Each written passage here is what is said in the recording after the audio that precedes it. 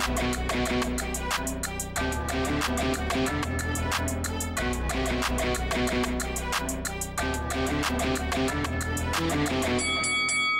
guys, welcome to Boxing Squared for boxing news and views from around the internet.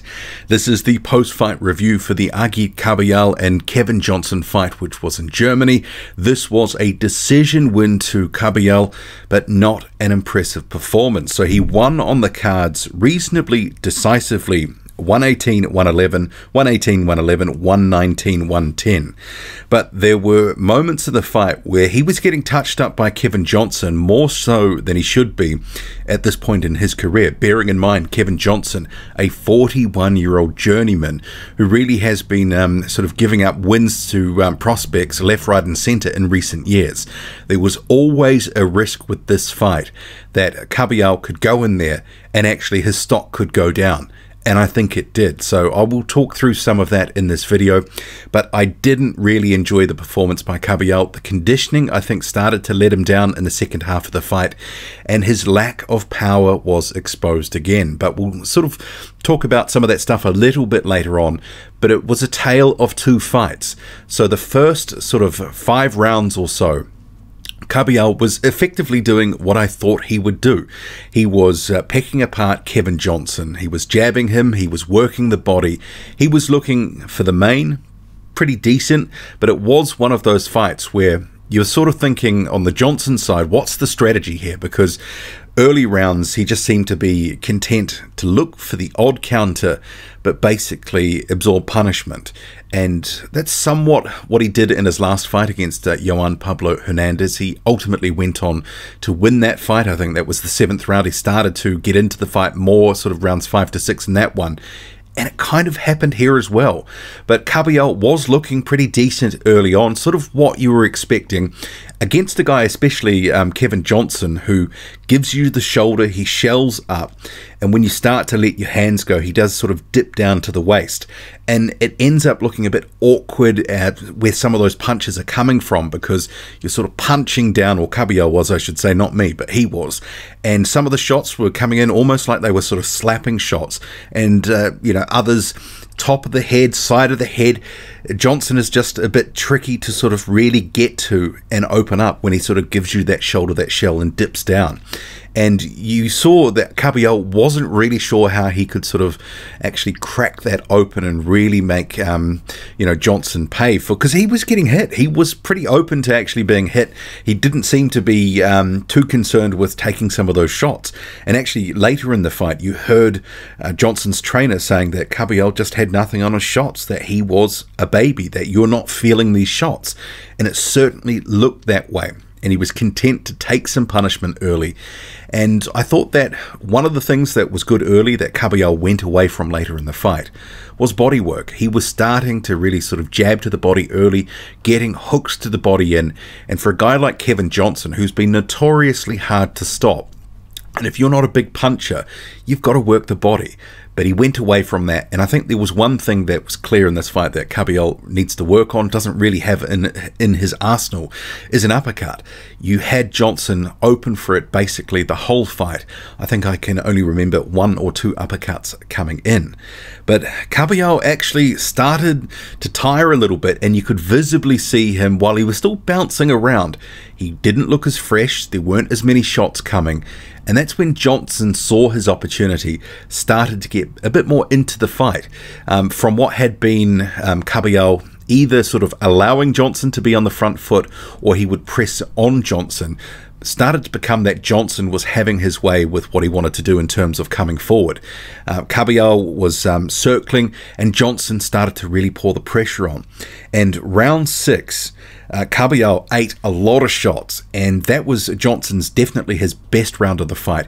He did seem to, at least for maybe 20 seconds or so, have Kabayel in a spot of bother.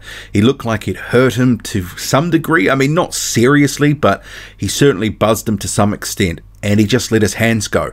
And Kabayel, for the next 20-30 seconds, didn't really sort of seem to have an answer and was eating a lot of shots. I mean, a lot of shots. So if you haven't seen it, definitely go back there. You were starting to think, is this actually going to go and lead somewhere like that Hernandez fight that Johnson had just been in before this one? But Kabayel was able to sort of see out the round. And actually, I think for the next round, I think both guys effectively took that off, because Johnson, after his big flurry, wasn't able to do too much in the rest of round 6, and round 7 he didn't do too much either, and neither did Kabayel. Both seemed to take the round off, but it was almost like a switch was flipped from round 8, because Johnson just relentlessly coming forward. Not necessarily always effective aggression, and this was part of the problem. He was coming forward, putting Kabayel under intense pressure, just basically walking through shots, walking him down. No respect for the power, but he wasn't able to let his hands go enough. So he could have been more in this fight had he been actually throwing more punches. But I think it also became, an issue around the conditioning for Johnson too. He was having to sort of manage his energy reserves, because if he had have had more in the tank, thrown more punches, he really could have put Kabayel under some serious, pressure and trouble in this fight. But round 8 to round 10 or 11, Johnson pressing forward and having some success, but not as much as he otherwise could have had he thrown more punches, had more in the tank. Kabayel probably nicking a couple of those rounds just through higher volume. He was working off the back foot. He was throwing jabs, the odd right hand. Not a lot on his punches by that stage. And sort of in the 12th round, both guys tried to rally a bit, let their hands go. Kabayel probably had more success, but Johnson again, with Kabayel with his hands very low, because clearly he was fatigued, he was having success too. So Kabayel, his chin was certainly checked in this fight, but Johnson, not the most, massive puncher, and he was fatigued a lot of the time when he was letting his hands go and having success later in that fight. But round 6, certainly the best for Johnson. I didn't have any issue with the cards. It was, I think, a clear win to Agit Kabayel. He was just outworking Johnson overall. But I think from what we saw, and the sort of, fading in the second half, Johnson having a lot more success, walking down, walking through, having a great round 6, I think Kabayel's stock goes down. And this is the issue when you're having an annual fight. I mean, there's sort of, you could hear on the broadcast mentioning names like Tyson Fury, Anthony Joshua. He's not near those sorts of fights. And if that was announced now, certainly those guys would be the massive favourites. If anything, Kabayel in his skill set seems to have regressed a bit, but when you're only having one fight a year since 2017, you beat Derek Chisora and have one fight a year since then, you're wasting your talent. And, he's approaching, I think he's 28, 29 at the moment, but he should be, well more progressed from where he is here. Should have been fighting at least 2 or 3 times a year. He'd have about 25 or so fights under his belt by now and be ready for those bigger and better tests. But when you're having Kevin Johnson walking you down, walking through your punches, it's a terrible look, especially when he's actually landing on you and actually having some rounds where he's having really good success. He should have been fighting this guy years ago. And it's not to take away anything from Kevin Johnson, but he is what he is at this point. He's a journeyman, and basically he's been selling his name and resume, as a former title challenger, to prospects on the way up. And Kabayel isn't that at this point. So from what we saw to what we should have got, I mean, he should have gone in there and dominated him. Although, they were saying ahead of this fight it wasn't going to go 12. As I said in my preview video, most likely to go to a decision. And I said on Twitter as well, don't expect fireworks. This is going to go to a decision. It's not going to be a knockout. And that's what we got. And that was always going to be troublesome for Kabayel in some sense, because if it went all the distance, then you had to look at the performance. How dominant was he? And he wasn't dominant to the point that he should have been.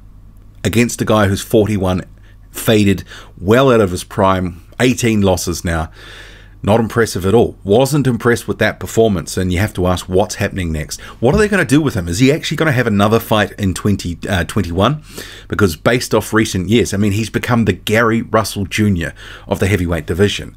And I do rate his skill set, because and we saw in this fight, he is a good mover. He can actually pick you apart when he's fresh. But yeah, his conditioning started to let him down. He became more hittable, got hit, got sort of rocked in that 6th round. against a guy who is a husk of what he used to be. So what does that tell us about where Kabayel is at? I wasn't impressed. How about you? Drop a comment, loud and often. Hit like, hit subscribe, follow me on Twitter, boxing_squared. I'm out.